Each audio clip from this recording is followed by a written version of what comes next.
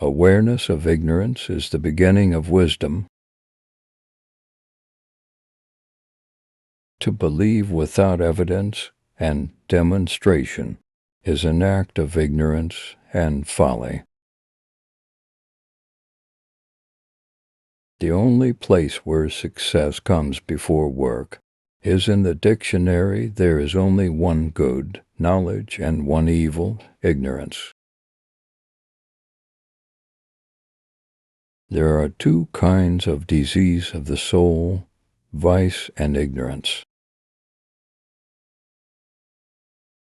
The true wisdom is in recognizing our own ignorance. The bad one is that way because of the ignorance. Therefore he can be healed with wisdom. I know nothing but the certainty of my own ignorance. Admitting one's ignorance is the first step in acquiring knowledge. Most people, including ourselves, live in a world of relative ignorance. We are even comfortable with that ignorance, because it is all we know when we first start facing truth. The process may be frightening, and many people run back to their old lives, but if you continue to seek truth, you will eventually be able to handle it better. In fact, you want more. It's true that many people around you now may think you are weird or even a danger to society, but you don't care. Once you've tasted the truth, you won't ever want to go back to being ignorant. Well, I am certainly wiser than this man. It is only too likely that neither of us has any knowledge to boast of. But he thinks that he knows something which he does not know, whereas I am quite conscious of my ignorance. At any rate, it seems that I am wiser than he is, to this small extent, that I do not think that I know what I do not know.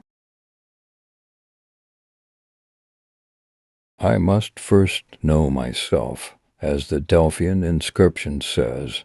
To be curious about that which is not my concern, while I am still in ignorance of my own self, would be ridiculous, and therefore I bid farewell to all this. The common opinion is enough for me, for, as I was saying, I want to know not about this, but about myself. Am I a monster more complicated and swollen with passion than the serpent Typho, or a creature of a gentler and simpler sort, to whom nature has given a diviner and lowlier destiny?